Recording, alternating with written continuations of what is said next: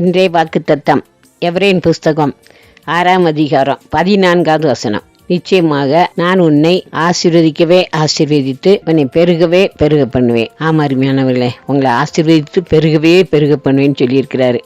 நான் உன்னை ஆசீர்வதித்து பெருகவே பெருக பண்ணுவேன்னு சொல்லியிருக்கிறார். உங்கள் வாழ்க்கையில் காணப்படுற கண்ணீர் வேதனைகள் எல்லாவற்றிலிருந்து விடுதலையாக்கி உங்களை பெருக பண்ணுவார். உங்கள் கஷ்டத்தை மாற்றுவார், உங்கள் கண்ணீரை துடைப்பார். குழந்தை பாக்கிலே நினைக்கிறீங்களா? உங்கள் வாழ்க்கையில் ஒரு குழந்தை தந்து உங்கள் கண்ணீரை துடைப்பார். என் பிள்ளைகள் திருமணம் ஆகலைன்னு நினைக்கிறீங்களா? உங்கள் பிள்ளைகள் திருமணம் நடக்க கிருபை செய்வார், உங்களுக்கு கண்ணீர் துடைப்பார். அது மாத்திர கடன் கஷ்டங்கள் நினைச்சு கண்ணீர் வடிக்கிறீங்களா? ஐயோ வட்டி கடன் எப்படி கட்டுறதுன்னு சொல்லி கலங்குறீங்களா? கட்டாயம் உங்க வட்டி கடன் அடைக்கிறதுக்கு தேவன் கிருபை செய்வார். அவரால் கூடாத காரியம் இந்த உலகத்துல ஒண்ணுமே இல்லை. நிச்சயமா உங்க கண்ணீர் துடைச்சிக்கோங்க. உங்க கர்த்தர் உங்களோட தான் கூட இருக்கிறார்.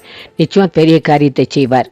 நீதிமொழியின் புஸ்தகம் 10ஆம் அதிகாரம் 6வது வசனம். நீதிமானுடைய சிரசின் மேல் ஆசீர்வாதங்கள் தங்கும்.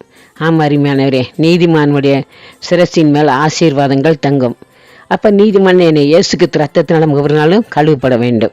இயேசுவே உங்கள் ரத்தத்தினால கழுவுங்கப்பா, நான் செய்த பாவங்கள்லாம் மன்னிங்கன்னு சொல்லி கேட்டிங்கன்னா கர்த்தர் பாவத்தை மன்னிச்சு அவர் ரத்தத்தை நம்மளை கழுவி நம்மளை நீதிமானம் மாற்றுவார்.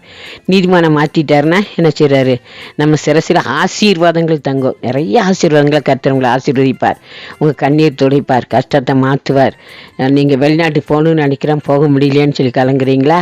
வெளிநாட்டுக்கு போகிறதுக்கு வேண்டிய வழிவாசலை கர்த்தர் உருவாக்கி தருவார். கர்த்தர் நிச்சயமாக வாழ்க்கையில பெரிய காரியத்தை செய்வார். நீங்க நினைப்பதற்கும் வேண்டிக்கொள்வதற்கு அதிகமாக உங்களை ஆசீர்வதித்து உயர்த்துவார். நம்ம ஜெபம் பண்ணுவோம். எங்களை அன்பா நேசித்து வழி நடத்துகிற எங்களை பரம தகப்பனே, ஆசீர்வதிங்க ஆண்டவரே, பலப்படுத்துங்க. பிரயாணத்தில் இருக்க மக்களை பாதுகாத்து கொள்ளும், பராமரித்து கொள்ளும். அக்கினி மலாந்து காத்துக்கொள்ளுங்க. உங்கள் ரத்த கோட்டைகளை மூடிக்கோங்க. தேவ கிருபை அவங்களை சூழ்ந்து கொள்ளட்டும், பாதுகாத்து கொள்ளுங்கப்பா. சுகப்பிரசவத்துக்காக எதிர்பார்த்து கொண்டிருக்க மக்களுக்கும் சுகப்பிரசவ தந்து உங்கள் நாமத்தை மகிப்படுத்துங்க, ஆசீர்வதித்து உயர்த்துங்க. எல்லா துதிக நாம் மகிமுக்கு செலுத்துகிறோம். யாஸ்பா நாமத்தில் தாழ்மையாய் கெஞ்சுகிறோம் பரமபிதாவே, ஆமென்.